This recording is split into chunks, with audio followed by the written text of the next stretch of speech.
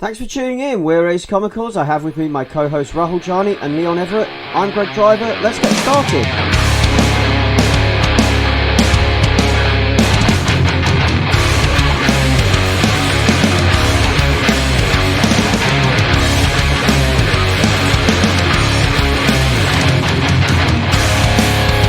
Welcome, guys.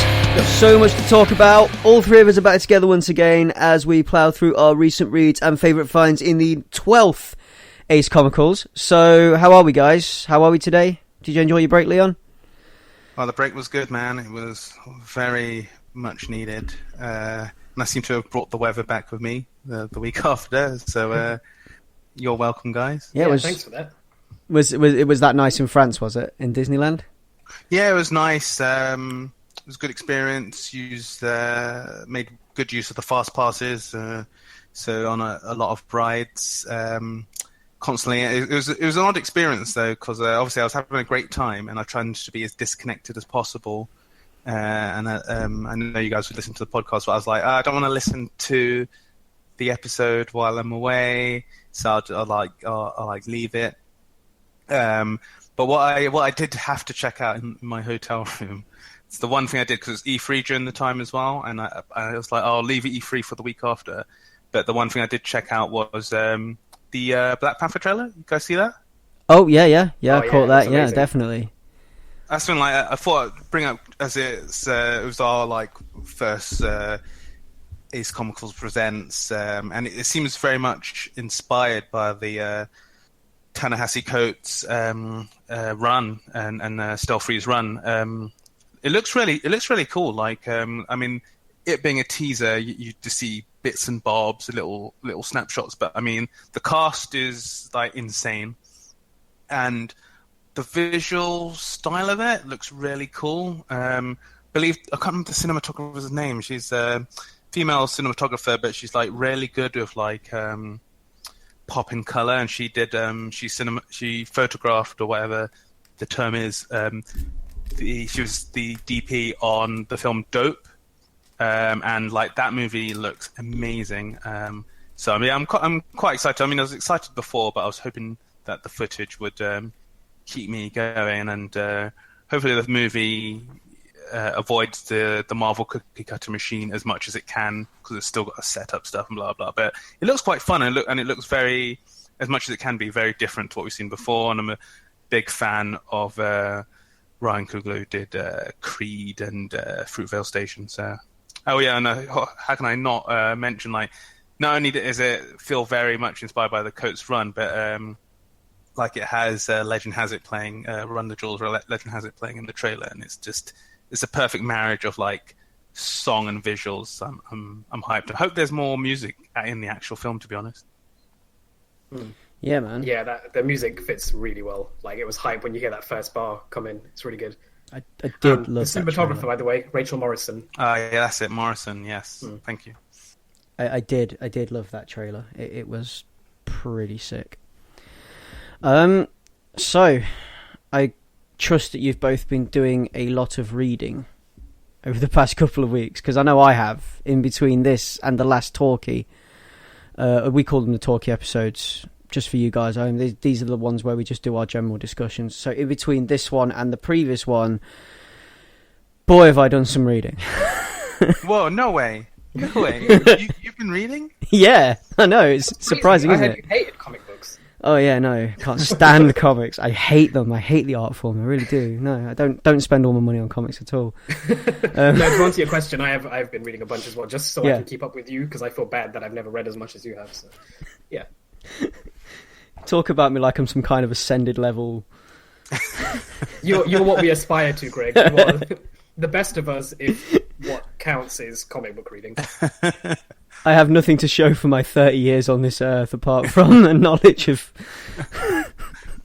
really good comics. When the second impact happens and you need to keep warm, not only can you build a comic igloo, you can also burn some of that and keep warm. You can even Yeah. eat some of them. Yeah. So, I mean, you're sorted. Maybe I could And be get high off the cellophane wrapping as well. maybe I could be the keeper of tales, and I could just like recount these Sat around stories. campfires. Yeah, Reciting different arcs from the past.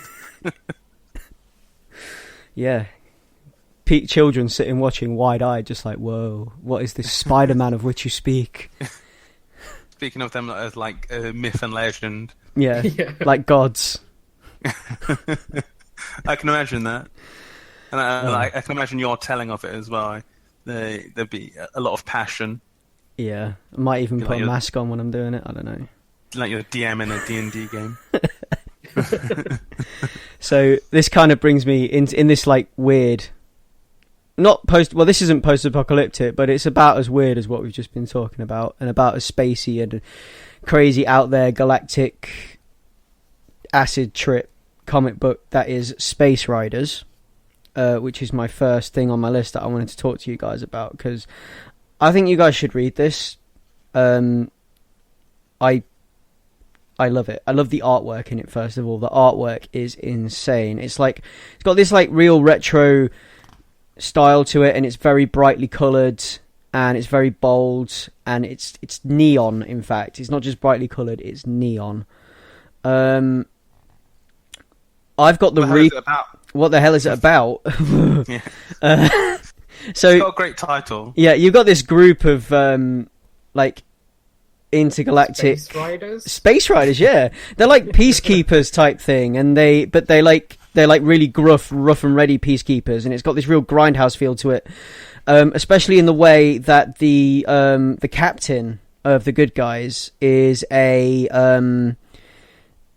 he's really gruff, and he's Hispanic, and he uses a lot of Hispanic slang, and it's like it had this whole Machete feel about it, you know. When I was reading it, it's got like this kind of like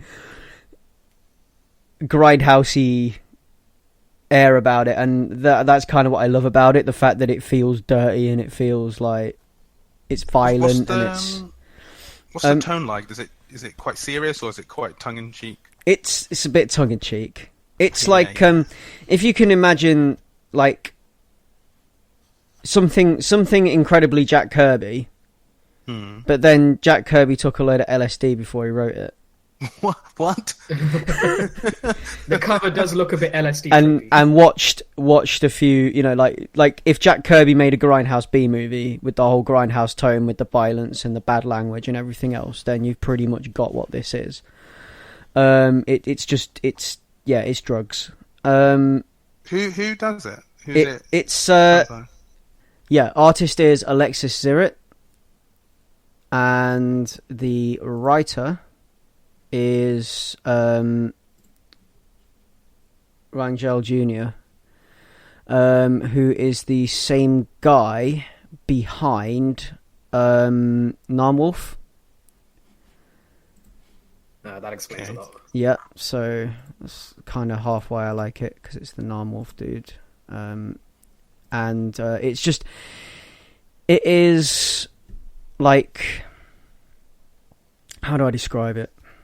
They're like space peacekeepers, space cops type thing, and they have like this peacekeeping force, and they're going about their business, and they end up having to save the universe from brooding dark forces.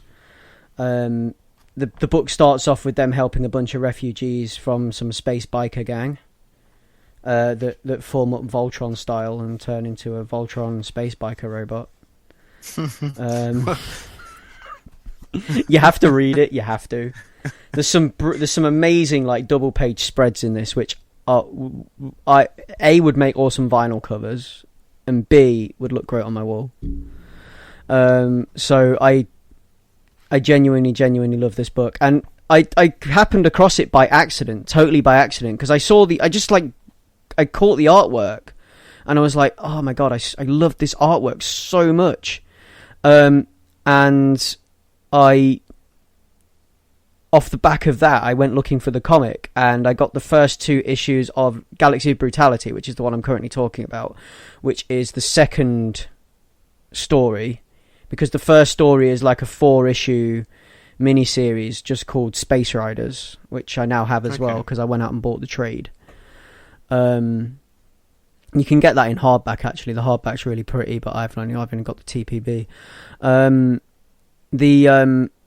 But it's published on Black Mask, and I just think the artwork's astounding. I think that's what initially drew me to it. Just this crazy, like, 80s neon artwork that's just, and then the tone of it as well, like this whole grindhouse tone that it has, this grindhouse sci-fi thing going on, and it's just fantastic, all of it. Sounds like a very Greg book. Oh yeah, it appeals to me on multiple levels. Especially, this whole like ancient gods at the edge of the universe thing as well that it does, and yeah. But it's Fabian Rangel Jr., the guy behind Narnwolf, which is, I kind of discovered it off the back of Narnwolf as well because of him. Been following him on Twitter and catching some of the stuff that he talks about. So yeah, it's one to pick up. 100% pick it up. You could go get the first trade and read the first lot of Space Riders books. There's only four comics, and then there's like 2 so far of the new stuff. It's Galaxy Brutality of the newer stuff. So yeah, 100% do it. Cool. Yeah. So the next one, it's one you've read as well, isn't it, Leon? On my list. Yes. So, you want to introduce this one? Like I can do. Yeah. Shirtless Bear Fighter.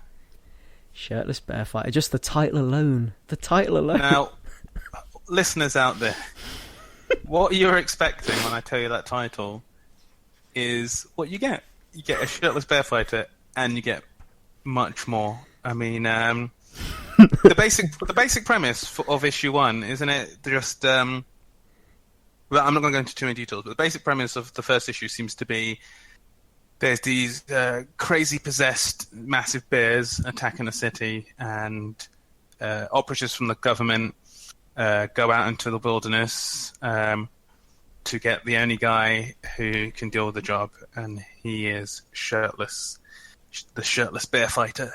And that's the setup. But oh man, this like at first I was thinking, okay, it's going to be too broad with that whole thing, because it seems like it's like an easy jokes, blah blah. But I think they like handle that really well. No, like, they do, yeah. Gags. I mean, he's this massive dude. In more ways than one. Massive dude. And he's always like for a big chunk of the book, when you see him, he's fully nude. And like when we were saying that, like they have to use extra pixels when hiding his shame. Like, oh yeah. This guy is a beast. Can we call it shame? I don't think you can call it shame. But like he's an actual beast, and yeah, he fights bears, and he can do it. He is like just this raging like testosterone machine. But like the tone of the book's really nice, because it makes me think of, like, I can imagine it as an Adult Swim show. Yeah. Which is something I've probably said before about stuff, but it feels like one of the good Adult Swim shows in the sense that it knows that the very initial premise is absurd and fully runs with that, and there's just so many little quirks that they add in the humor, which I think work. And yeah, it doesn't seem facile at all. It seems just like just very sort of keen, and like it has a really cool art style. It's very I don't know, like I think they use a brightness to it and a very sort of cartoony nature, which makes everything pop pretty well. And the use of like the in-image onomatopoeia is really cool, like bear punch, and all that. It's just a fun book, and yeah, it feels like, even though this issue is quite a setup, it feels like you get your bang for your buck in the first issue. The man is too much of a man, and I just love some of the gags in this, like the fact that he's like you get the impression that he's worked for the government before, and like the montage, you know, when it shows you him when he's a kid, yeah, and it's like kind of like a sort of like a explaining his childhood and kind of like a montagey type bit, and he he's had a beard since he was born, and like because he's just born to. Sometimes nature makes a mistake, and they make a man too much of a man. I think is the quote from the book itself. Yeah. But I loved every second of it. It's another one that appeals to me, and quite selfishly, a lot of these comics appeal strictly to me, I think. But it's Well, this is one you brought up and recommended, and I thought, I want to keep up to date. Let me check this out, and I wasn't disappointed. You know, when I recommend things to you guys, I'm always worried you'll think they're too silly, because I know the kind of things that I like, and I like really absurd, stupid shit.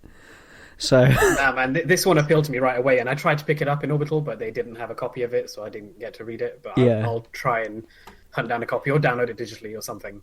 I'm in for a treat. How many flapjacks to a pound? What? They're flapjacks, not pancakes. Yeah, flapjacks. It's okay, Shirtless. She didn't know. But just without resorting just to say, it's fun. But it has a sort of carefreeness and confidence in its absurdity that makes it fun to read. It doesn't feel like people scattershotting jokes against a wall. It feels like there's this big, absurd, odd world that we're being brought into, and all of the elements in there do have their place and make sense. That like there's an internal logic to this crazy world. It kind of reminds me of like when I was saying Adult Swim shows, not Aqua Teen Hunger Force, but more like is it Sequest? I'm forgetting some of the titles of the earlier Adult Swim stuff. Yeah, but it feels like that, where like there's a bunch of characters and they're just sort of building on that world, and like the main cover sort of gives you an idea of other characters who are going to appear or have a bigger role in later issues, and it just looks like it's going to be a good laugh. But I'll tell you. Sorry. The annoying thing about it is, oh man, I hate reading comics month to month. I want it now. I want the rest now. It's only going to be short. I wish I had a trade of it. There probably is only going to be one trade. Hmm. It's only, I can't remember how many issues they said it was going to be, but it's only going to be short. Yeah. I know that the thing with this book is, I mean, I'd like to think that this is how they came up with the premise and everything, and this is how it feels to me. This is how, like, the organicness I get from it with the jokes and everything else. It's like a bunch of people sitting around drinking, come up with this crazy idea and then spitball it and then write it down on napkins and then wake up the next day sober and continue to work on it. So they take what they've come up with, like when they're having fun, when they're drunk, and then they continue to work on it sober and turn it into something viable, and not like, you know, like the sobriety comes in and makes it so that it's not just people throwing jokes at walls, like you were saying. Internal logic and yeah. But that's what it comes across as to me, and that's why I like it, because I feel like I've had conversations about things on this level with people before, and maybe come up with things that are equally as awesome, but never done anything about it. And this is a key thing. Yeah, why you should always write down every idea you ever have. Exactly. It's a thing that I always have to remind myself, because that one stupid idea, and we do a lot. Yeah, we do. Have our group chats, and we riff for hours on end. Every now and again we should go back in there and mine some of the absurd insanity. the stuff that we riff is just I like the idea of them being drunk and saying naked bear fighter, and then waking up the next day and saying, nah, give him trousers. Yeah.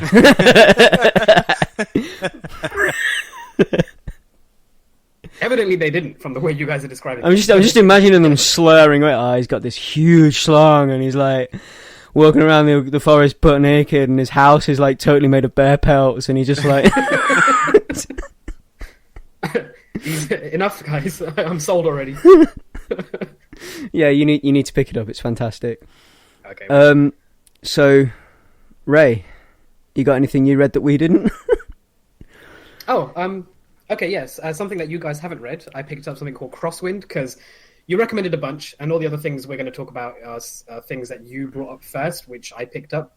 Yeah. And I thought, no, screw Greg. I'm going to pick up something that he hasn't picked up. So I picked up something called Crosswind, and I basically just picked it up because it's a new #1 by Image, and I thought I'd give it a go. And I really like the artwork. It's got like a guy and a girl in profile, standing back to back, and there's like a bullseye behind them. Doesn't really give anything away about what it is. And I really like the artwork on the cover. And then I opened it up when I got home, and I was initially kind of disappointed by the artwork. It kind of reminds me of, do you ever play Max Payne? And it has not animated, like the comic booky cutscenes in betweens where they took photographs of the scenes and then painted over them. Yeah. The artwork reminds me of that. It kind of like Linklater style, Scanner Darkly type rotoscoping thing. Yeah. And it's I've weird. seen that, yeah.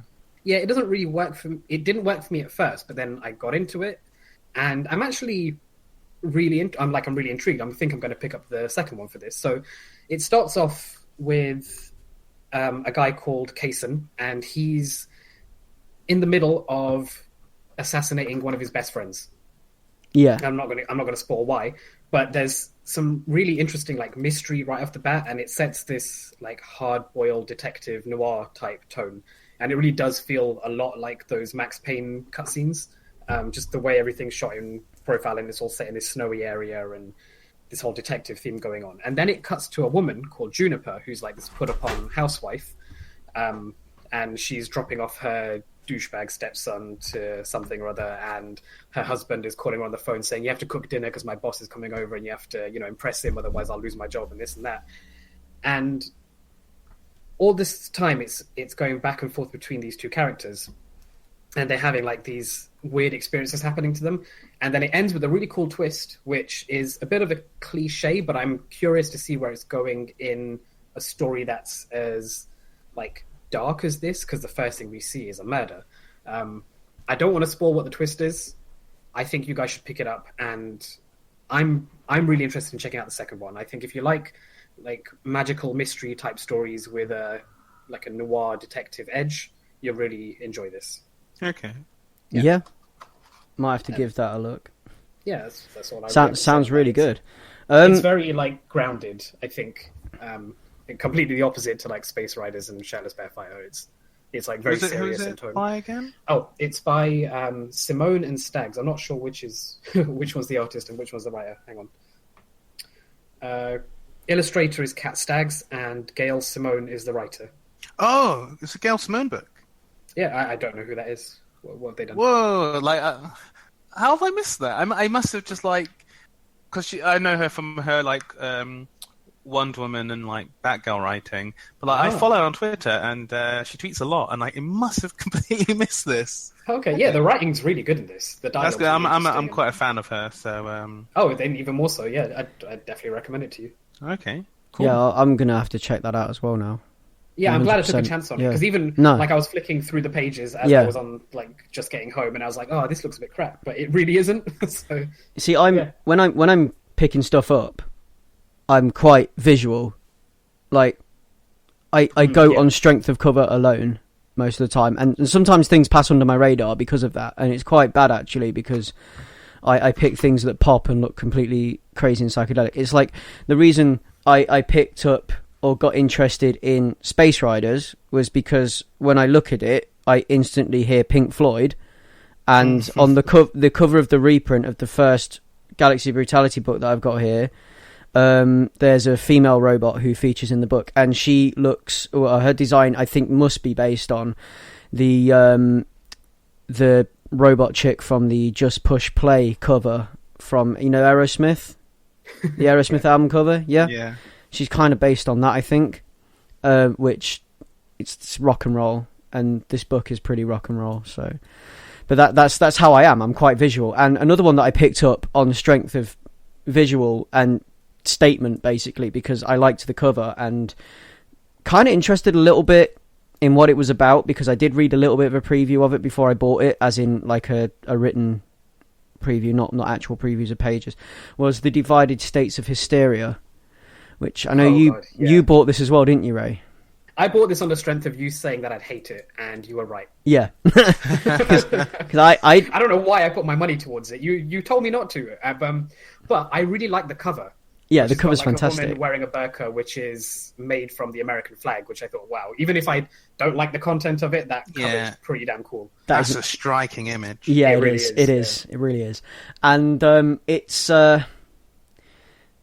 it's like behind where it says the divided states of hysteria. The divided states part on the cover is written in dollar note font. Oh.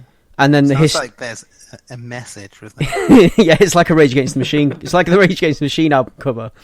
And then you've got the hysteria part, and then behind the hysteria part, it looks like a poop smear.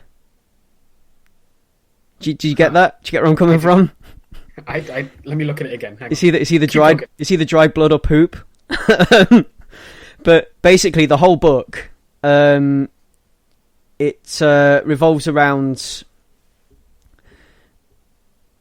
the hysteria that is in this book. There's a hysteria is gripping the United States. Hysteria revolving around race relations, revolving around Islam, Islamic terrorism, and LGBTQ rights and all that kind of stuff. It's like, how do I put it? It's kind of like the world is now. I guess, with the way that you've got people getting from what I got from the book is that people are getting whipped into a frenzy from what they read in the news and what they read on Twitter and things like that, and they're going out and acting on it, and people are getting radicalized, but they're getting radicalized to their own particular like side of the board, if you get me. If you've got like a game board divided into separate squares, like they're getting radicalized to their own, and it's a really directionless strike at all the injustice that's going on in the world at the moment, because it highlights a lot of injustice. It highlights a lot of, a lot of the ugly things you see in the news are reflected in this book, and it's done on purpose. It's like he's seen, the guy who's written this, Howard Chaykin, has seen the news, he's seen what's happening in the world right now, and he's gone, I'm going to I'm going to loosely base things on, and the book is like several segments, and each part is loosely based on something that is currently happening, or has happened in the world, and that kind of sets the tone. And I didn't really get on with it either. I got its message. I got that it's just different snapshots setting up a powder keg of racial and homophobic intolerance, and that people are perpetuating acts of violence because they've already had enough. And the hysteria angle is like, strike first, stay safe, if that makes sense to you guys.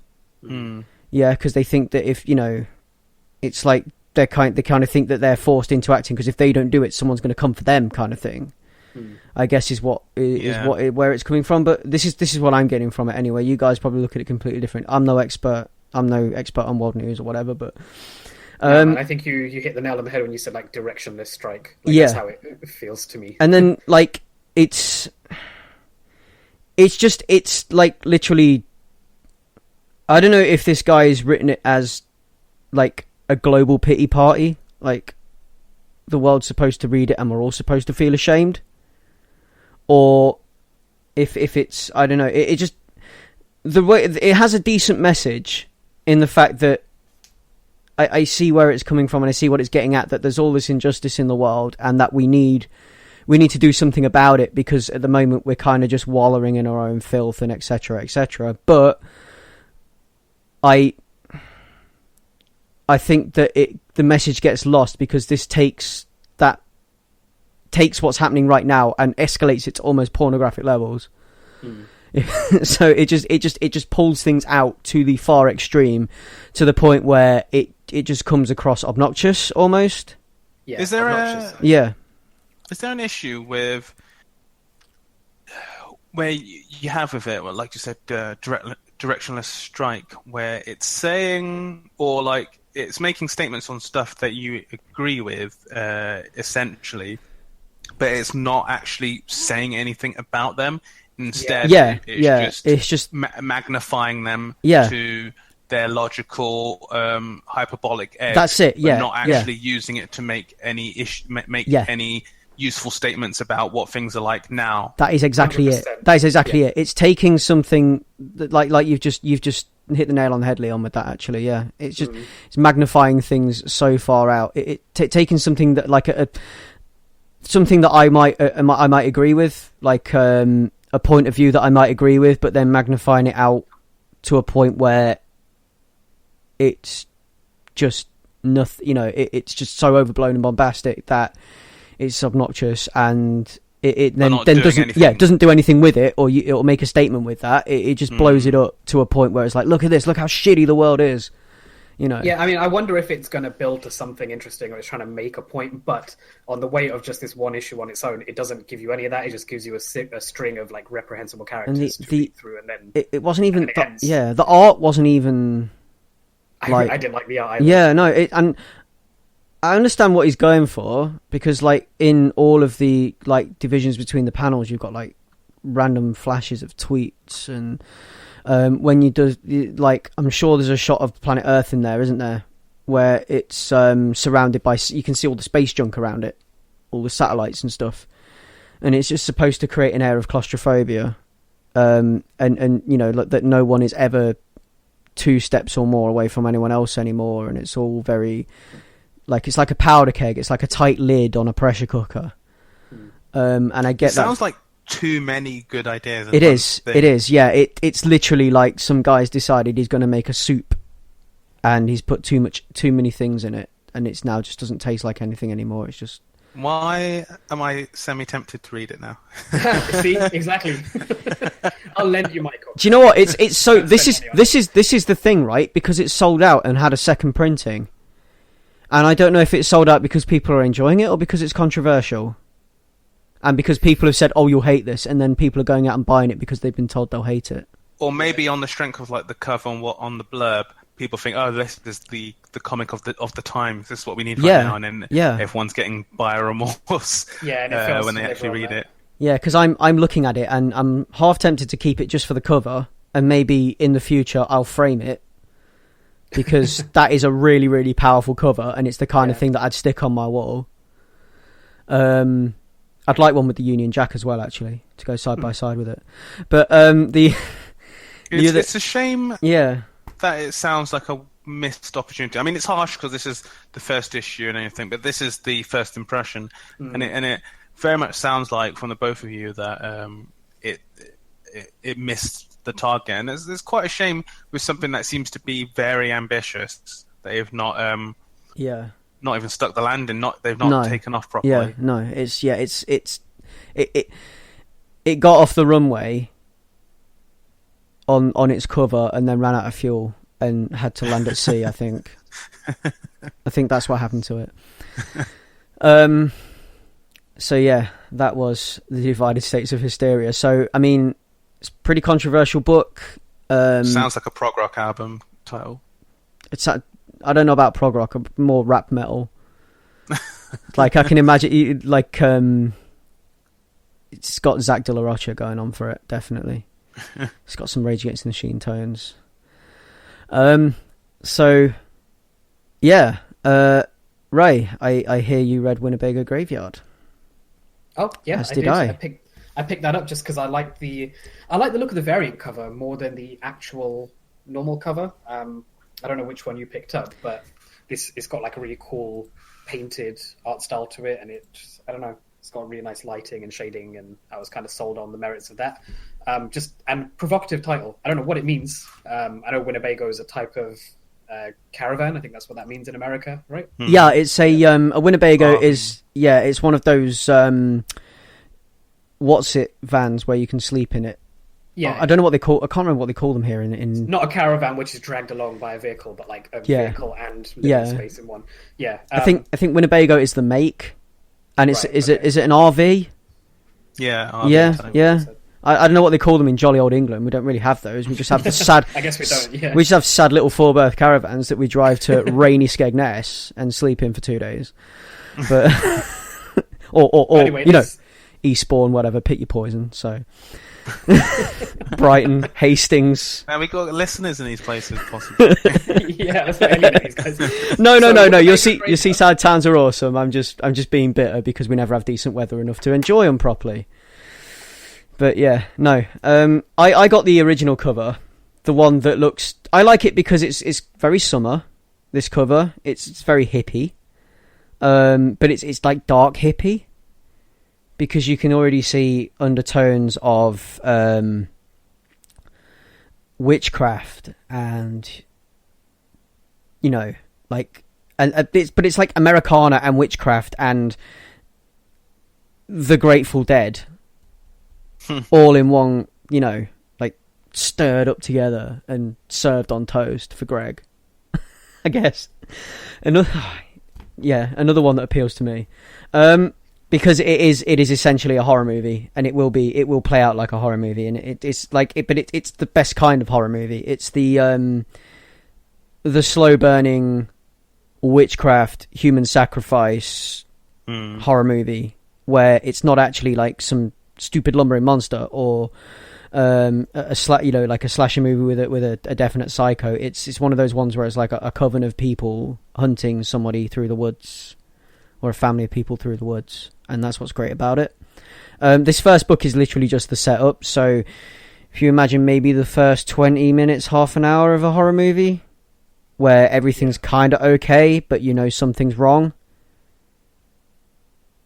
I guess because I've read it also, and that's very much the feeling I got off it as well. But I love how brief this setup is. Like it's super short compared to some of the other stuff I read this month. Yeah, but it's basically just 3 different scenes. But the atmosphere is so well crafted in these, like, what is it, 20 pages or so. Yeah, it is. And don't you just love the uneasy smiles?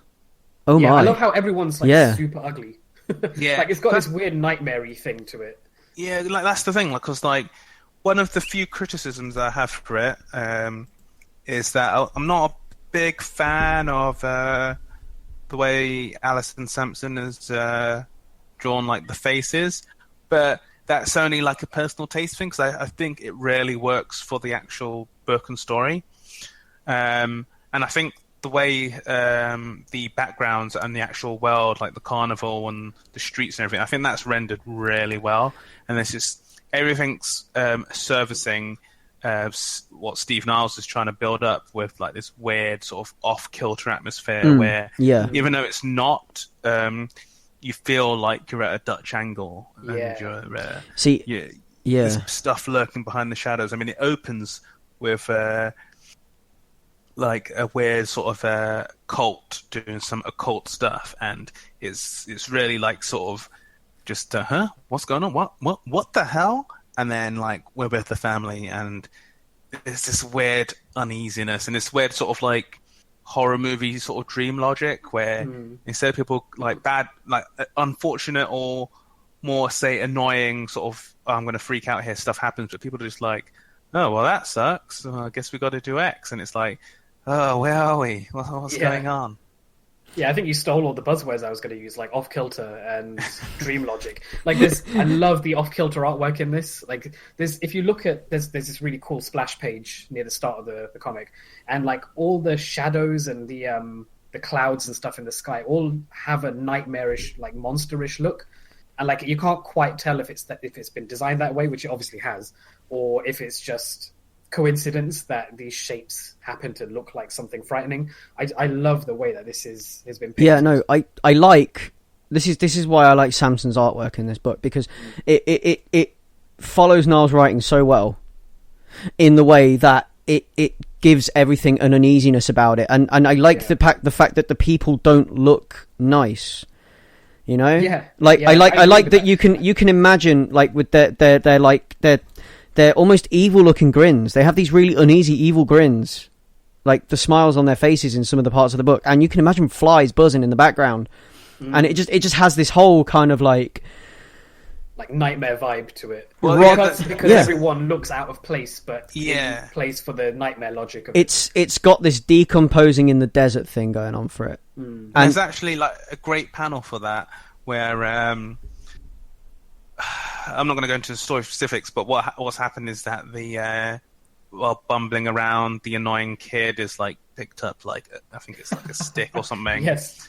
And then the dad picks up a plank, and the mum character is like, something along the lines of, now I feel safer now. Yeah. But it's like, it's such a weird, scary image because they're all looking towards us, and it just looks like, I know what it's intended to be. It's like, hey, I feel safe now type thing, but it's this weird sort of like, do you? And it's like, it's really good at being creepy.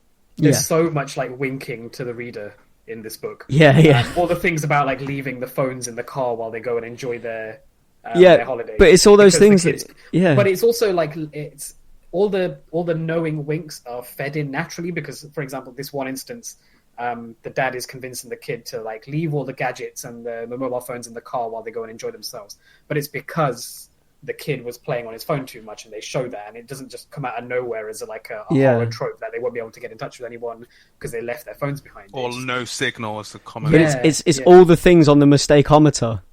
Yeah, it's exactly. Like, the horror mistakeometer. Like, it hits all those notes. It's like, you don't go into that room on your own in the dark. You don't split up in the crazy house.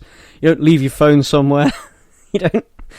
But yeah, but like you said, it's all fed in naturally, and it all feels like this is something that they would tell, that would happen. But even still, even though it's all fed in naturally, even though when you watch like horror movies and you sit there going, no, like, why are you doing that, you idiot? Like, I'm reading this, and because I know what's going to happen, because I know that it's a horror story and I know bad things are going to happen, I'm sitting there reading it going, no, why are you leaving your phone in the RV, you idiot, kind of thing, So, I mean, to be fair, I didn't expect this to be a horror story. I was kind of shocked when what happens in the opening happens. I was expecting something like, I don't know, indie, somewhat magical mystery, and perhaps romantic. Maybe that's because of the cover that I picked up. It didn't have the occult thing going on. But okay. I definitely didn't go into it expecting a horror. But I love my horror, so I was pleasantly surprised. Yeah, because my cover is like full on like Baphomet triangles. But it's got really cool. It uses like sort of purpley red tones, which I really love. So like it's got a cover that will lure me in, definitely. You've got the standard cover like me with the like the whole Americana thing going on with the sort of triangular cut design. Yeah. Drawings over it. Because I've got one where it's like a woman resting on in the garden on a chair, half asleep reading a book. And on the back cover, it's father and son fishing in a lake, and it looks really serene and peaceful.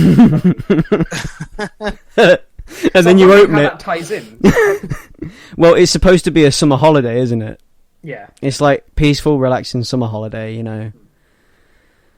But yeah, it's gorgeous. My cover's by Helen Chen, I think. Yeah. And if she continues to do more of this type, I think I'll keep picking up the variant covers. No, yeah, I'm gonna be continuing to pick this book up because definitely that was implied by Wow, yeah. Another one that I picked up. I don't know. I don't think you guys picked this up, but I definitely did. It was last week. It was Bill and Ted. Bill and Ted Save the Universe. Now, I'm sure many of us are familiar with the Bill and Ted movies. I'm sure you guys definitely are. You must, both of you watched 100%. Bill and Ted, yeah. Well, it's Bill and Ted, and this time they're going on a trip across the universe because the book is set 4 years after they passed their history test. So it's like the 4-year anniversary of them passing their history test. And it's, all the same returning characters. You've got Rufus, you've got Bill S. Esquire, Bill S. Preston Esquire, and Ted Theodore Logan, and they are Wyld Stallyns. And their band is like super like popular now, and they're super famous, and the world loves their music, and it's like brought the entire world together. They're like hyper level rock stars. And it turns out that their music is having a greater effect across the universe, and they are their music is bringing peace across the universe, but some people don't like that. And now they're travelling across the universe as Wyld Stallyns, playing their music to hundreds of alien races or whatever, is what I get the impression. And this is book 1 of 5, so there's only going to be 5 of these. And it's just everything that I would expect from a Bill and Ted story. It's just, you know, as silly as I would want Bill and Ted to be. Does it still have Rufus in it? Yeah, it still has Rufus in it. I said that. Yeah, it's got Rufus. Oh, it does. Okay. Yeah. And do they all look like they're actors? It looks like Keanu Reeves, Alex Winter, and George Carlin. Yeah. Oh, cool. There's a likeness there, definitely. And it's that's just, cool. Yeah. Yeah. It is. Yeah. I think it's brilliant, but it's like part nostalgia because it's Bill and Ted, and it's also like I think it's a cool story. Like this rock band, like these 2 kids who have this like daydream rock band, Wyld Stallyns, now made it famous, and like are traveling. If you take it at face value without the history of Bill and Ted, without them traveling through time and whatever else, they're now famous, and they're going to be traveling across the universe, bringing their music to the universe and bringing peace and helping fight galactic strife or whatever, which I think is really cool. And there's some nice twists in it towards the end. It's a great So book. you're saying this is set 4 years after the history? After Bill and Ted 2, yeah. No, because the history thing is Excellent Adventure 1. Is it? I thought the history exam was Bogus Bill and Ted 2. Journey. No, Bogus Journey's the one with Death. Yeah, that's when they like go through time and stuff because they have to because secure their legacy and all that. Death's in this as well. But like Bogus Journey, I think, is set 5 years after Excellent Adventure. Yeah. And this could be before Bogus Journey.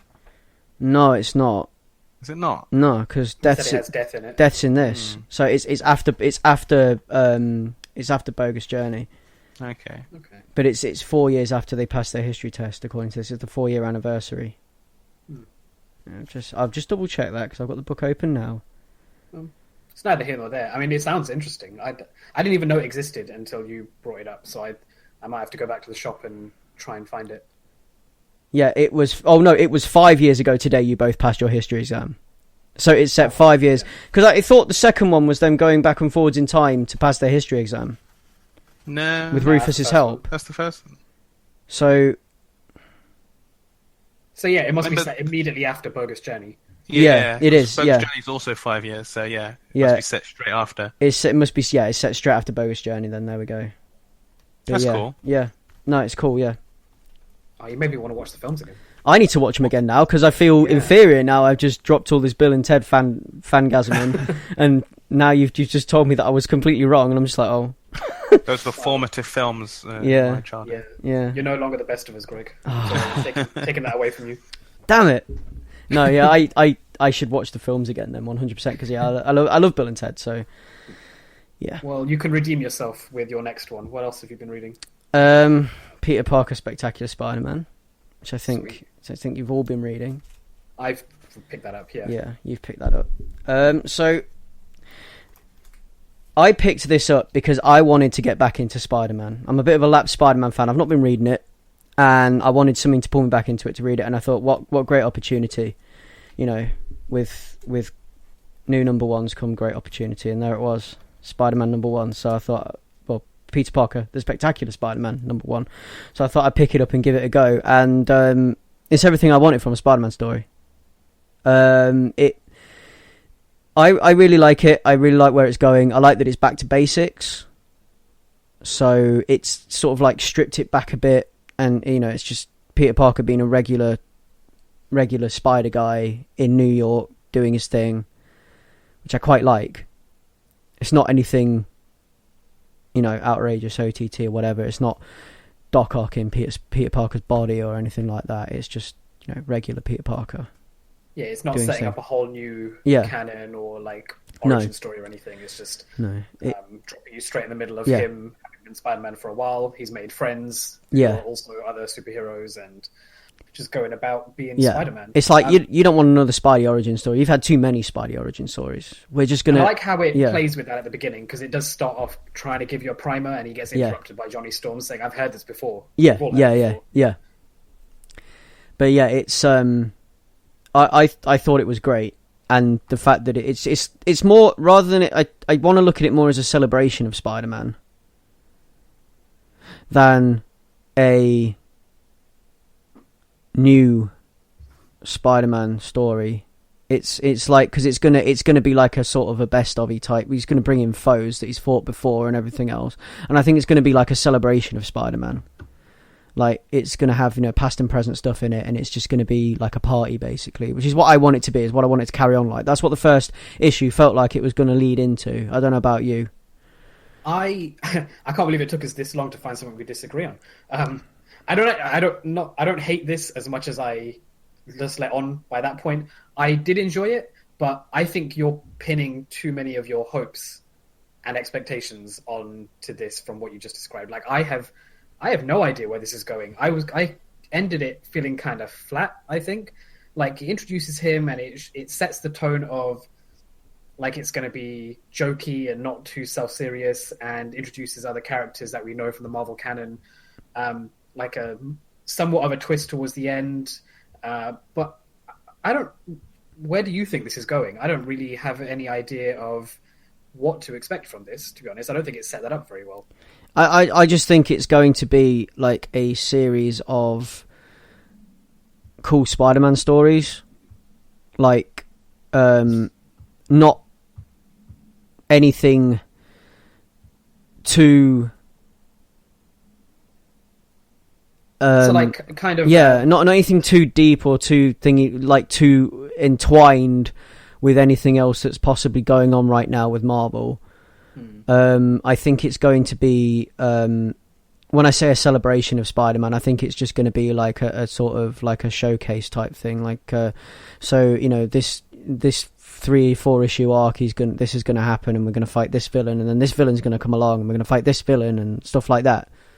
I hope. Yeah, I think I was expecting a new arc to be set up, which totally doesn't happen in this, but I think I'll need to read it again. Well, it kind of does. It kind of does, and it kind of doesn't.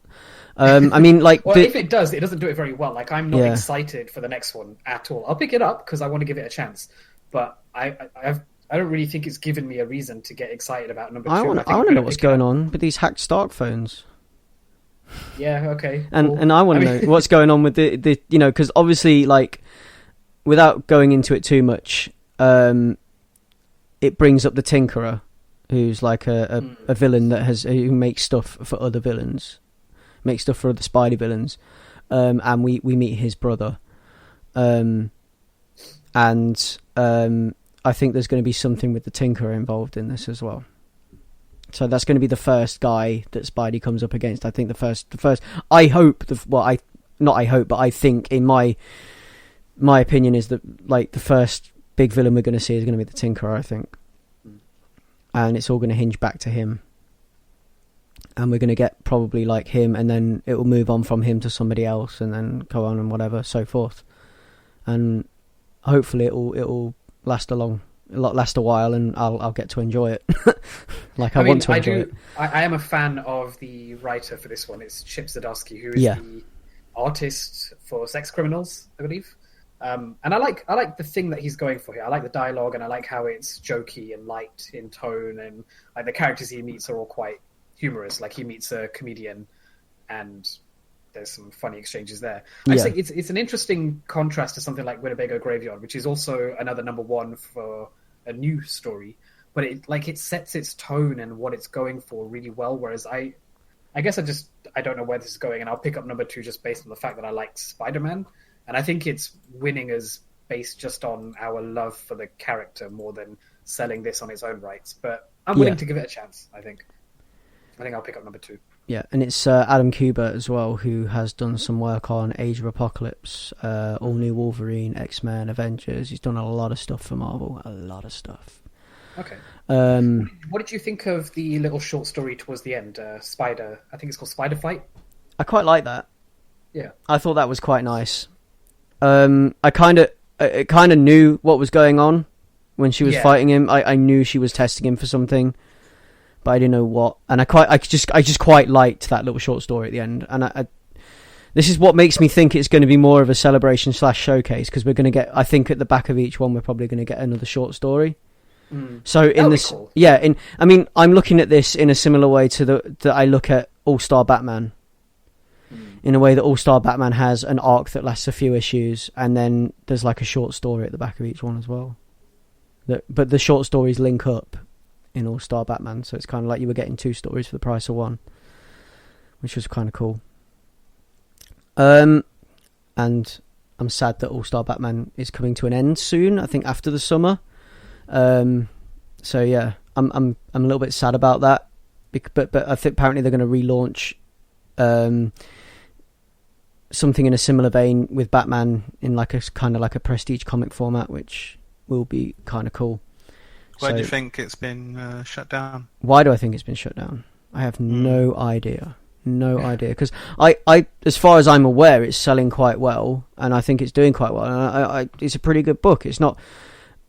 I don't know why it's been shut down. Maybe they think they've got too many Batman books out or something, or maybe it's something to do with this new event, because this new DC Metal event that they're setting up, which I've got chapter 1 of, which is called The Forge, and it's like stuff that was set up during New 52. Coming to the forefront.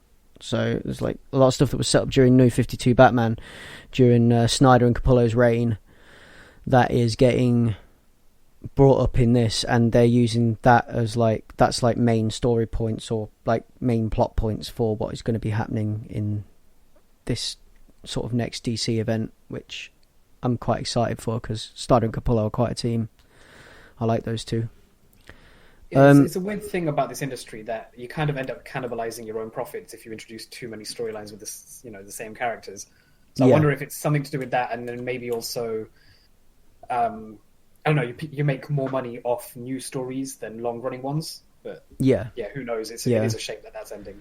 I don't know. Yeah, it's a shame, but this is the comics industry that we have nowadays, and we just have to learn to live with it and hope that something better comes out of it, like a phoenix rising from the ashes. So what's the last one? There's something that me one, and Leon have read, but that you haven't read. Yes, so I haven't read it yet because I haven't managed to score a copy of it yet, but I'm waiting for mine to arrive. So so that we're talking about Destroyer issue number 2. This one's on YouTube. Yeah, so Leon, what did you think about that one? It's still good. It's still doing some interesting things. Obviously, we'll not delve into the story, just to say that they're still introducing a lot of stuff, which is weird because it has that 2 of 6, and I'm thinking like, please, that's the arc, right? It's not this run, because there's still so much setup, but there's a lot of setup, but then sort of comic book time logic, where suddenly now this is happening. It's like, oh, okay. So and I'm cool with that. And it's if anything, it's slightly frustrating for me personally, because I just want the trade, because I just want to read all this, because the drip drop of it is like, oh man, now I've got to wait a month again. But yeah, it's pretty cool. They introduced a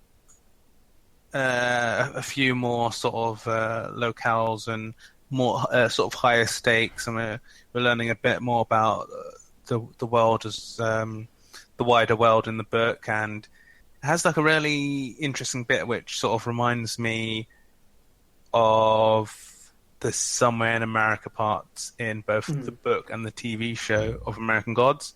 Yeah. And it's really dark. There's like a sequence that happens. I won't give too much away. I just say it happens near the border, the US-Mexican border, and it's really dark. But it starts off very hopeful, and it becomes really dark.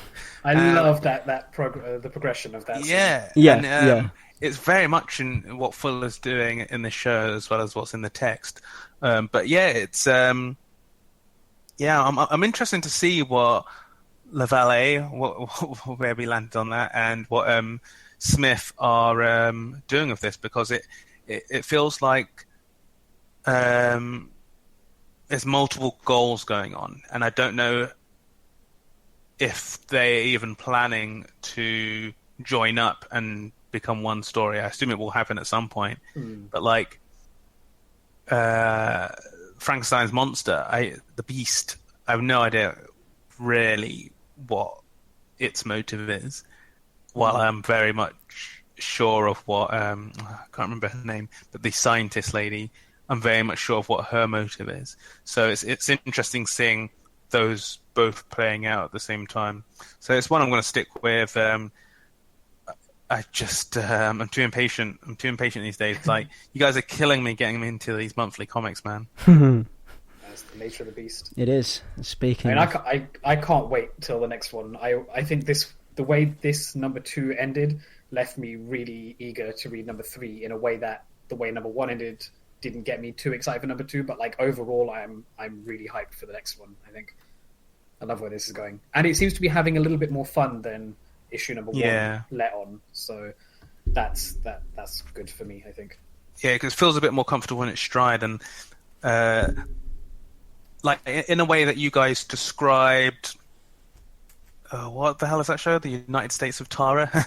What was that comic that you guys read? The Divided States of Hysteria. Yeah, Divided States of Hysteria. Like you guys say that there's good intentions but missing the mark. Here it seems like Victor LaValle.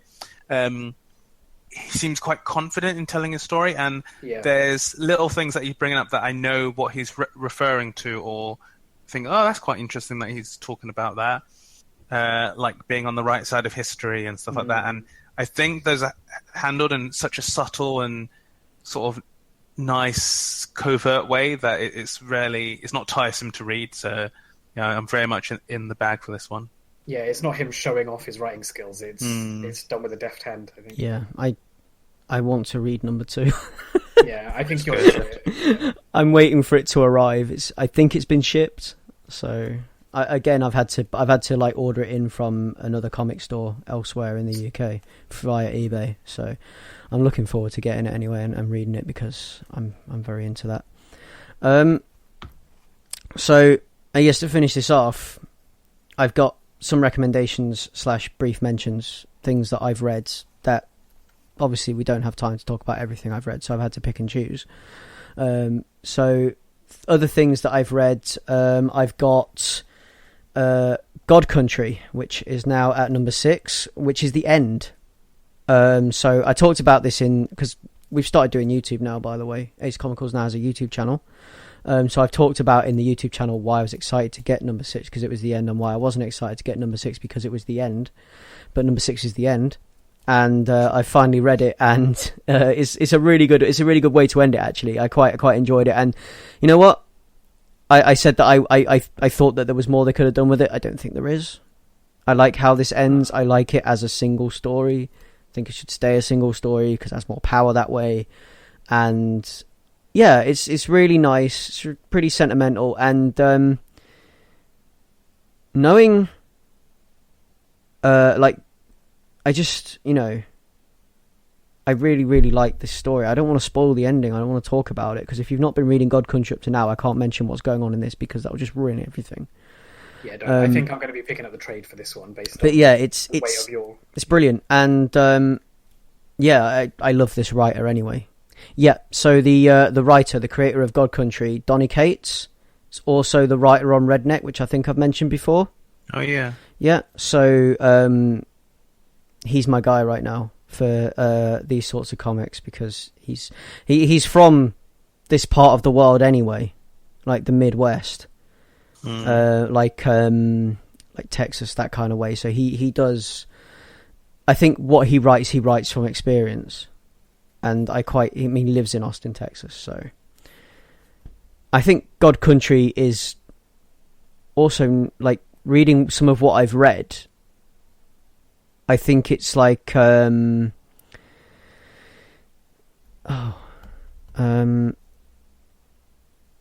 slightly biographical, I don't know. But yeah, it's a good book, definitely. Other ones that I mentioned that I've read that I feel you should mention, that I feel people should probably read, is Kill the Minotaur, which is Chris Passetto, Christian Cantamessa. The art is Jean-Francois Beaulieu and Lucas Kettner. and it's like a riff on the classic Minotaur tale from Greek myth. So if you like your Greek myths and legends, give it a go, because I think it's brilliant. I love it, and I like where it's going.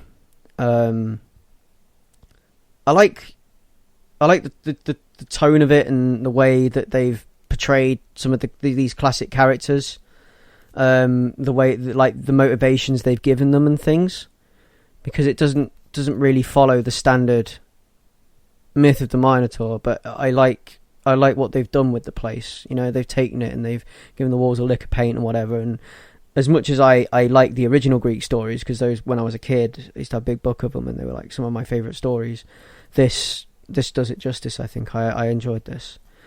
Picked up a book called Black Cloud, which is, at the moment, I'm still trying to work it out. I've got 3 issues of it, and it is it's a girl who can, or has the power to, dip into a secondary realm of imagination and shape things there. So with whatever she can imagine, she seems to be able to construct or build, and it's like they have a power over this realm. And the first book starts off her selling this realm as drugs. So like she's like saying to people, okay, I can take you on a great trip, just come with me, kind of thing. And it's really cool. And it seems to be the internal politics of this world, and what she did seems to have brought around about some kind of cataclysm. She led a revolt and created a monster or something like that, I think is what I'm getting from it. But I need to read more of it to understand it, because it's fantastic. But I think at the moment it's still too grand scale for me to be able to tell you exactly what it's about. But I really like reading it. I like the dreaminess and I like the psychedelicness of it. I like the fact that it's just totally removed. So she's actually from the dream world, the main character, and she had the biggest dream, and now she's in our world hiding from the people in the dream world. You've also got, I don't know if you guys, a band called Gwar. No. Yeah. Well, they have their own comic now. So if you guys have ever seen or heard, anybody who listens to this ever seen or heard of Gwar, or knows of like Gwar's shtick when they get up on stage and dump slime all over you and aim to be obnoxious and disgusting and just downright out there, this is a comic book about Gwar, these like intergalactic rockers who are now basically trapped on a jaunt through space and time in a dick-shaped spaceship, and they are messing with everything. I really enjoyed it because it's funny and it's crazy and it's awesome in a rock and roll slime covered way. And last one, because it's a Turtles book and it's based on the current Turtles animated series, so it's Teenage Mutant Ninja Turtles Amazing Adventures, and it's robot animals. So basically Baxter Stockman has turned the mutanimals into robots, and the Turtles have to find a way to turn them back. The mutanimals being a secondary band of mutants led by Slash and Leatherhead in this incarnation. Leatherhead being a crocodile, Slash being a giant snapping turtle.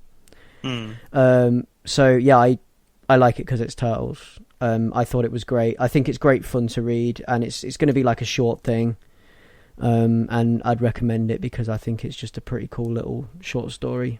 If you like sort of nothing too taxing to read, just some fun Turtles themed or fun Sat AM stuff, it's a good thing to read.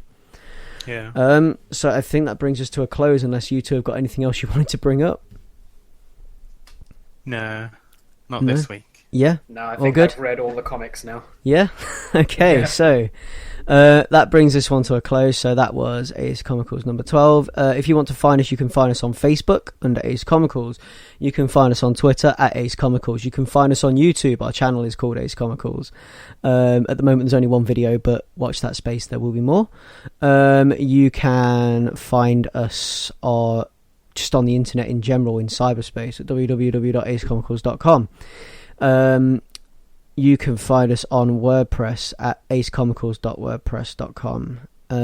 You can find us on iTunes or on your favourite podcast app. Just search for Ace Comicals. If you want to get in touch, there's acecomicals@gmail.com, or you can get in touch via Twitter, or you can get in touch via my personal Twitter, which is @Batto, so that's BATTOU. If you want to field questions, go ahead, give us some questions, we'll answer them on the show. We would really like some questions. We've not had any questions yet. If you want to get in touch and ask these guys any questions as well, you can get in touch with them through the Ace Comicals channels. Ray, where can we find you? On Twitter, so that's @Monkeh, @MOONKEH. Cool. And Leon, where can we find you? At Leon Everett. Yes. So there we go. That is Ace Comicals. Thanks for listening, guys. Ace Comicals over and out.